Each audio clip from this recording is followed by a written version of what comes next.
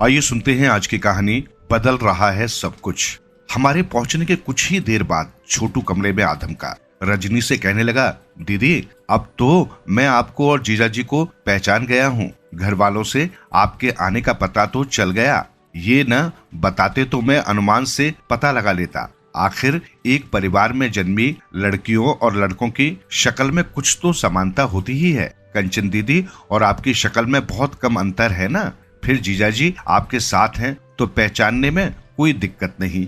रजनी ने कहा, छोटू अब तुम बड़े हो गए हो। घर के बजाय तुम अगर कहीं बाहर मिलते तो मैं तुम्हें शायद न पहचानती। भाई अब तो भाभी आए, दिखाओगे नहीं क्या? ओ दीदी अभी आप लोग पहुंचे ही तो हो, पहले कुछ खाओ पियो, फिर बाकी काम बाद में। आखिर तुम्हारे छोटे भाई की धाम है, इसमें कहीं किसी तरह की कंजूसी आपको देखने को नहीं मिलेगी। अब की बार खाने पीने से लेकर कुछ भी लेन देन तक का इंतजाम सब हमारे हाथों में है। पिताजी को उनके पुराने पुश्तैनी कमरे में हुक्के के साथ बिठा दिया गया है। माताजी को बेहड़ आस पड़ोस और रिश्ते नातों की औरतों की आव भगत के लिए बैठाया गया है। दीदी अब सब कुछ तीसरी पीढ़ी के लोगों की मर्जी से हो रहा है। जीजाजी पी तो लेते हैं ना। छोटू यानी राजेंद्र के बेतकल्लुफ अंदाज ने मुझे बड़ा प्रभावित किया। रजनी भी हंसती रही और उसकी बेबाकी की तारीफ करती रही। तभी कंचन का पति वहां आया। छोटू ने परिचय करवाया। पहले तो लगा कि बहुत गंभीर प्रकृति का है, परंतु थोड़ी ही देर में खुलकर बातें होने लगी। बहरहाल जब ये पता चला कि वो 5-7 गाड़ियों का मालिक है, पंजाब की सीमा के साथ अच्छी खासी सींची जमीन और बगीचा है, तो समझ में आ गया कि बात में और जुबान में अकड़बा क्यों है। मूल पेड़ की बात तो एक जगह, बस मूल के कई पेड़ों की टहनियां संबंधी रिश्तों के बारे में जान लेना तक भी अपेक्षणीय होता है। मैं ये बात समझता हूँ। अतः किसी से रिश्ते नाते के नाम बात हो गई तो ठीक, यदि न भी हो तो बहुत अच्छी। किसी का भी कुछ न बढ़ता न घटता। कुछ देर बाद रजनी ने दूसरे ताए चाचाओं के परिवारों से मिलाने के लिए चलने को कहा।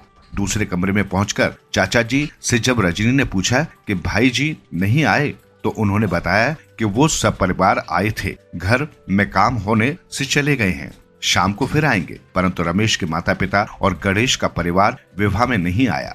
रजनी ने कहा, चाचा जी ये तो आपका पारिवारिक मामला है, हमारे लिए तो सब समान है। 100 किलोमीटर दूर से तो कभी कभार ही आया जाता है। आप लोग आज लड़ेंगे, कल फिर मिल जाएंगे। हम बेटियां धियों का इस या उस पक्ष से लेना देना ठीक नहीं। हम जरा रमेश भाई और गणेश भाई के परिवार से मिलाएं। चंदू चाचा ने रजनी की राय पर सहमति दी। हम दोनों उनके कमरे में पहुंचे। उनका आंगन पार किया तो गणेश भाई के आंगन में पहुंच गए।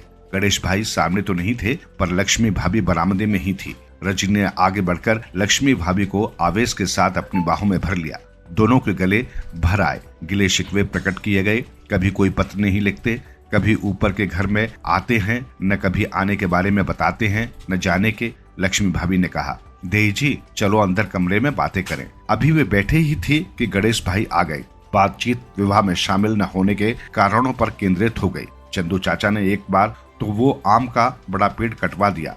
तुमने भी तो उसे बड़ी होती तक कई बार देखा था। कितने मीठे और ढेर से आम लगते थे उसमें। आस पड़ोस और नाते रिश्ते वालों को बांट बांट कर भी आम खत्म नहीं होते थे। क्या नाम उसका कहावत है ना, बन बढ़े तो गढ़ घटे, गढ़ बढ़े तो बन घटे। हमारे ही परिवार कितने बढ़ गए। परिवार बढ़े तो घरों के आगे पीछे ओर छोर पेड़ खत्म हो गए। जिनका भी परिवार बड़ा हो गया उसने ज्यादा जमीन हत्या ली। हर जगह कौरवों पांडवों की महाभारत जारी है। चंदू चाचा के 4 बेटे हैं, जवान हैं, सब नौकरी में हैं, सबके ब्याह हो गए। एक बेटी है खूब अमीर और कारोबारी की बीवी। खुद चाचा पेंशन भोगी हैं और अभी भी नौकरी करते हैं। इतना सब होने पर भी आम का पेड़ कटवा दिया जो बाट में हमारे हिस्से में था। देजी बड़ा खून खराबा होने की नौबत आ गई थी। इन्होंने जब आम काटने का विरोध किया तो चाचा जी और उनके 3 लड़के डंडे लेकर इन्हें पीटने हमारे आंगन में आ गए। हमारे बेटे भी कम नहीं है, ये भी जो हाथ में आया उठाकर उनके मुकाबले के लिए खड़े हो गए। मैंने पता नहीं कितनी कस्में दे देकर इन्हें बार बार कमरे में धकेला। लड़ाई आखिर लड़ाई होती है।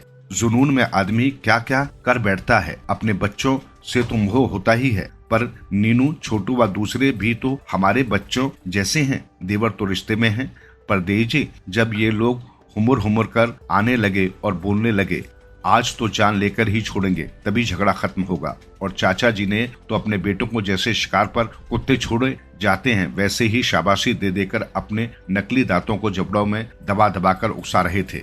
अगर कोई आपके भाई और मैं भी अपने बच्चों को उत्तेजित करते रहते तो पक्की बात थी कि कोई एक आधा मर जाता, मरता ना भी तो सभी खूनों खून हो जाते। सो मैंने मन्नतें कर कर इन लोगों के पांव पकड़कर एक बड़े अनिष्ट से सबको बचाया।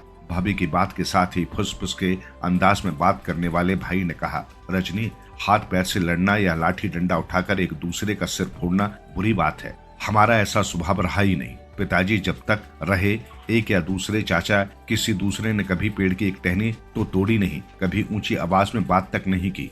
तो किसको पता था कि झगड़ा या मारपीट क्या होती है। शाबाश तेरी भाभी को, इस देवी ने तो मुझे भी ऐसे मौके पर बचा लिया। अब क्रोध दिमाग को ऐसे जकड़े होता है कि न कुछ सोचा जाता है न कुछ सूझता।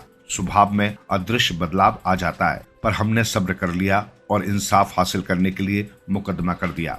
4-5 वर्ष कचहरी के चक्कर तो लगे पर फैसला हमारे हक में हो गया। खिसियाट और जिल्लत के सिवा चंदू चाचा और उनके परिवार को कुछ न मिला। बस कुछ हुआ तो ये कि हमारे दोनों परिवारों के बीच चुप्पी पसर गई, मगर जिसके भीतर एक दूसरे पक्ष के प्रति बेहद क्रोध और गुस्सा भरा रहा। रजनी, शादी में इन्होंने ढंग से बुलाया ही नहीं। हाँ, छोटू बेशक अपने आप आया, कहा, भाई जी मेरे विवाह में जरूर आओ, बड़ों के हट की तरफ ध्यान न दो। अपनी भाभी को भी उसने कहा, भाभी मैं तो परदेसी जैसा हूँ, घर में रहता तो लड़ने झगड़ने का डर जरूर रहता। आखिर हम भी तो अपने माँ बाप के बहकावे में आ जाते हैं न। पर अब तो मैं साल में 2 महीने के लिए आता हूँ। साथी दोस्तों से मिलने जुलने से ही फुर्सत नहीं मिलती तो फिर लड़ाई कब कर सकता हूँ। छोटू की भूली और बेबाक बातें सुनकर बड़ा अच्छा लगता है, परंतु चाचा चाची ने तो टोका तक नहीं। चाचा तो अगर सामने पड़ जाए तो तवे की तरह स्याह हो जाते हैं। और अरे उसकी पत्नी लंबा सा घूंघट डाले रजनी मेरे पांव छू गई। चाची को देख माँ जैसी है, मगर पता नहीं किस मिट्टी की बनी है। ममता नाम की इसमें कोई चीज नहीं है, बस अपने ही बच्चों का मोह है। लड़ाई के दिन भी खड़ी होकर तमाशा देखती रही। मजाल है चूतक भी की हो, अपने नौमर बेटों को तनिक भी रोका हो। सो रजनी, हम नहीं शामिल हुए शादी में। मैं क्या कहूँ भाई जी, आपकी लड़ाई कोर्ट कचहरी तक जा पहुंची, इतना कुछ घट गया और दूसरी पैदा हो गई।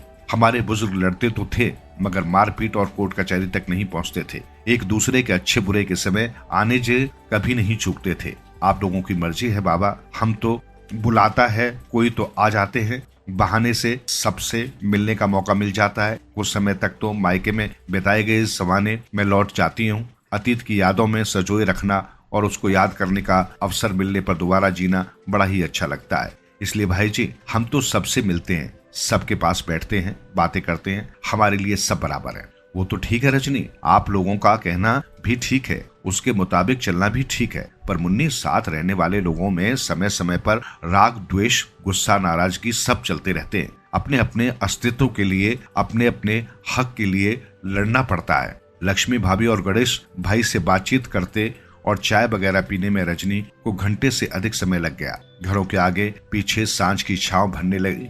रजनी ने कहा, तो होली बातचीत, अब हम चाचा और चाची और रमेश व उसके बच्चों से भी मिल लेते हैं। फिर अभी हमने खाना भी नहीं खाया है, विवाह वाले नाराज होंगे। गणेश भाई के द्वार से बाहर निकलते ही दूसरे चाचा का आंगन था। रजनी और मैं बातें करते करते आंगन पर गए। बारिश बारीक फुहार के रूप में पड़ रही थी। घरों से कुछ हटकर आम के अन्य पेड़ पत्तों की ओढ़नी लिए खड़े थे। आसमान में बादल थे, परंतु पश्चिमी कोना खाली था। सूरज अस्त नहीं हुआ था, परंतु पेड़ों के झुरमुट के कारण उसके होने का पता भी नहीं चल रहा था। बारिश से भीगे पेड़ों के पत्तों पर कहीं कहीं चमक थी। रजनी का चाचा अपने घर के बरामदे में बैठा हुक्का गुड़गुड़ा रहा था। चाची दूसरी ओर बिन्ने पर बैठी हुई थी। उनको रजनी व दामाद के आने का अनुमान हो गया था। रजनी के चाचा चाची के गले मिलने और मुझ द्वारा उनके पांव छूने के बाद फिर बातें शुरू हो गई। रमेश के बारे में पता चला कि वो किसी प्रशिक्षण में गया है। उसकी पत्नी लंबा सा घूंघट डाले रजनी और मेरे पांव छू गई। रस्म अदायगी के अंदाज में ही रजनी मेरे साथ अपने तायो चाचा के परिवारों के उन लोगों के साथ मिल ली जो घर पर मिल गए थे। इन परिवारों के बड़ों और उनकी अगली पीढ़ी के लोगों की समझ में जो अंतर उनकी आर्थिक स्थिति बदलने, सरकारी सेवाओं में चले जाने, व्यापारिक कार्यों में लग जाने से आ गया और आता रहा है, वो उनके बातचीत के अंदाज और हाव भाव से प्रतिबिंबित हो रहा था। रजनी ने उसे अत्यंत दुखी ढंग से साझा किया था। उसका कारण था मेरा उसका पति हो जाना, मेरा सरकारी गैर सरकारी नौकरी से बाहर रह जाना, मेरा एक ऐसा राजनीतिक कार्यकर्ता बन जाना जिसकी निश्चित अथवा अनिश्चित आर्थिक आय की संभावना ही नहीं थी। ऐसे सामाजिक रुतबे और हैसियत वाले आदमी की पत्नी होने से रजनी को मेरी अनुपस्थिति में बहुत अपमान सहना पड़ता। रिश्ते नाते शगुन के नाम पर जो लेन देन होता है, दोनों पक्षों के लिए हैसियत और रुतबे की पैमाइश का पैमाना होता है। रजनी को मैंने उसके भाई भाभी भतीजों और उनकी बहुओं के साथ खाने बिठा दिया। मैंने दूल्हा और उसके एक या दो भाइयों के साथ आजकल की भाषा में उनके आयोजन की खुशी में शिरकत कर ली। हैसियत, रुतबे और स्तर के हालातों को लेकर वहां किसी भी जुबान पर कुछ न आया। सबने 2-2, 3-3 पैग लिए, फिर दहम के पकवान खाए। ये नए दौर का चलन है। सब कुछ भूल भुलाकर नींद की गोद में जा समाए।